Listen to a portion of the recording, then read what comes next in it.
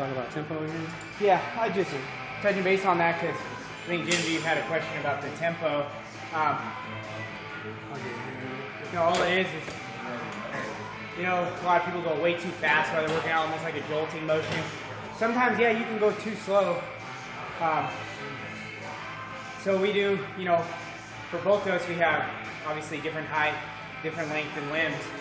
So for that leg press, I was taking roughly 3 seconds to get down, maybe a half-second pause at the bottom, and as quick as possible to get back up. On the squats, Mark was doing 3 seconds down, 1 or 2 second pause, and then standing up as quick as possible. So you just want to find that fine line, and where Mark has tempo in his book is a great way to start doing it. You start doing some of the exercises with the tempo that Mark has, and then you'll go, oh, I've been doing this all along, I just didn't know it. That just kind of helps you have a guideline when you're doing it. There's some great arm routines with tempo that Mark puts me through. There's a squat tempo routine that I can never finish. We did squats, you just missed them. We did squats go back on the replay. Yeah, about 10 minutes ago. Go back on the replay and check it out. But I like that when people comment in around legs and they go, no squats. To me, that shows you that on their leg day, they're doing some kind of squat motion.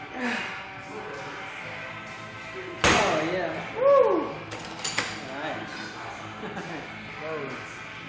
Hey, I'm not sure about that language, yeah. You have a translator?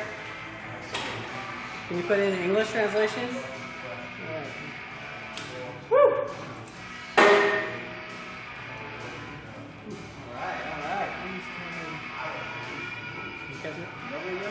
Double what? Double what? Can you repeat that? Oh, sorry.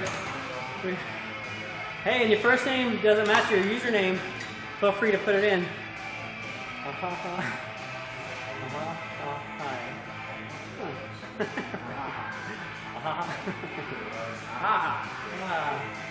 Some sillies on here today. You have something. Do you take something before workout? Great question. Yeah, we get those a lot. Yep, we do. Short answer, yes. Favorite leg exercise to bring out the vastus medialis. Okay, great. Here we go. You got it, buddy. Come on, here we go. You got it. Come on, strong. Good. Here we go. Here we go. Good. Nice. Push. Bam. Here we go. Yeah, buddy. Woo. Good job. Good job. Yeah. Which one more? Leg extension. Yeah, there you go. That's a good one. Yeah. So if anyone doesn't know what vastus medialis is, it's part of the quad on the most medial side. So he's talking about inside. Inside, the one right here, the teardrop? Yeah, teardrop. Sometimes we refer to that as the teardrop, so, because you ideally want to have, when it's fully developed, it looks like a teardrop. Yeah, so, yeah, leg extensions are good. Probably squats together, right? Squats, feet together. Yeah, we're good. What do we take? So this morning I took some L-carn. Or before we worked out, L-carnitine. Just kind of get you heated up. Yeah.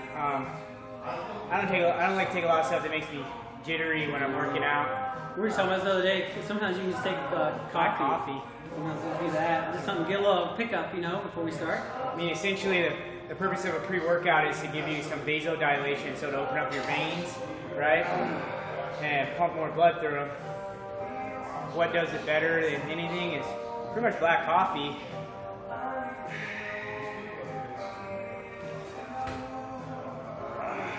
How much you think is right? Depends on how hard you're working out. If you're working out and you're perspiring quite a bit, I'd say on the safe end, probably no less than a gallon jug a day, which is a little over 4 quarts. Yep. It's like 3.25 liters, I think, isn't it? What's that, a gallon? A gallon jug, 3.75 liters. A gallon is 4 quarts. 4 quarts. Yep. I can't remember what it said. 128 ounces. 1 gallon is 4 quarts equally. Yeah. When you get into liters, it's a little different. Like I was trying to do it different for different countries. Yeah, it's like the liter program. I don't know. Yeah, we do gallons and quarts. Yeah, they have the metric. Right. Yeah, I try to drink as much water as possible. Just drink a lot. How much water? A lot of water. A lot of water. If you're drinking or if you're sweating a lot and you're working out real hard, if you're in the sun, those different things start to take into account. You might need to drink a little more water.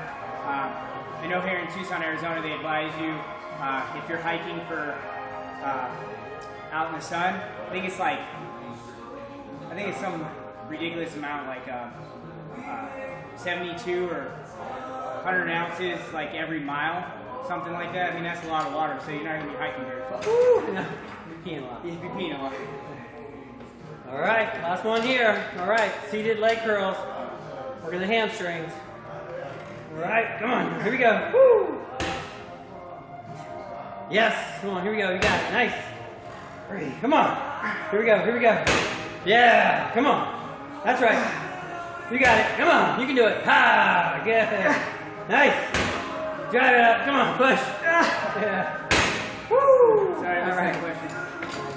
You tips on breaking through a white lost plateau. Great. Absolutely. That's absolutely. And I'm going to answer it as we go over to the next area.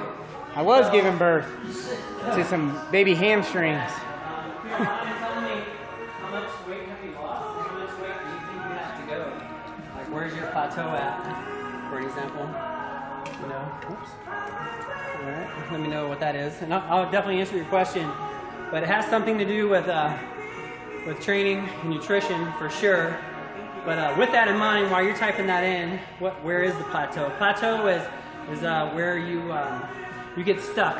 Like say for example, say you're 250-pound male and you want to be 180 pounds, but you get down to 220 and you get stuck. That's a plateau. So what we want to do is help. And what was your first name again on the plateau? So, but let us know what your goals are. So. I've lost 13 or so pounds, trying to lose another 10, been stuck at 172 for a few weeks now. Great, okay. So I'd look at your training. With your training, real quick, 5 things that constitute on your training, and you might want to write this down and go back on the replay because it's going to go kind of fast. But with the training, you want to make sure you're doing the proper form, the variety, the intensity, the proper training principles, and the consistency. Most people that have plateaus lack variety. So consider changing your routine around. And then also with the diet, you want to make sure that your diet is really clean. You can head over to my profile and get my free book. It's right there on my profile, fit.fitness, 90+ pages of content talking about fat burning and all. It's free, it's very, very valuable. I recommend get that, but you want to equally, in a nutshell, have small amounts of food equally spread out throughout the day, and then use cardio as your accelerator. So you want to use like how often are you doing cardio? We can talk a little bit about that, but you can accelerate fat loss by doing additional cardio sessions. Makes sense? That's a lot, but there's a lot of tips right there, so I hope that wasn't too much, but that's just the starters. So, but see if that helps. Any kind of progression in your workout, a lot of people get set, like Mark was saying, is changing things up, variety. Now, variety doesn't necessarily mean it has to get more complicated. All that's saying is maybe change your rest time. Maybe if you're doing a work interval, maybe changing your work interval time. Change the rep scheme. So if you've been doing, 10 to 12 reps on certain exercises for the past 13 pounds, maybe up it. Maybe go 15 to 20, change some things up. You'll get sore because it's new. Is it a completely new exercise? Is it completely out of your box, your comfort zone? No. Anything like that's going to change it up. Any kind of progression is going to help you. As you get more fit, you got to get a little more in tune with your body in terms of nutrition, like Mark was saying, in terms of exercise, workout time, rest time, things like that, and cardio, like Mark said, the accelerator. So a lot of people get on a treadmill and just run for hours and hours and hours a day, never hit weights. That's great, but use it as an accelerator. Get pain in your lower back after squatting. That's not a good thing. Like Mark said, is your form correct? With squats, you want to have good form. If you're bending over too much when you're squatting, if you're squatting like this to get the depth, you're going to feel a lot of pain in the lower back. If you're doing it correctly, you shouldn't feel any pain at all. If anything, it should strengthen your lower back. You recruit a lot of the midsection, both lower back and core, when you're squatting. So definitely look at your form. If you need help with that, get a hold of us and we can send you some videos or something like that. But usually the #1 indicator that lower back's hurting. Hey, if you can do front squat without hurting anything, if you can do that in good form, do front squats. That's a great one.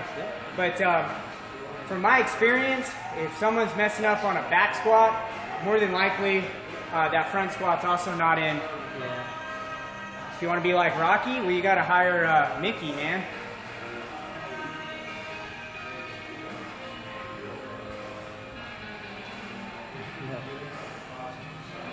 So, well, set. Master do a set.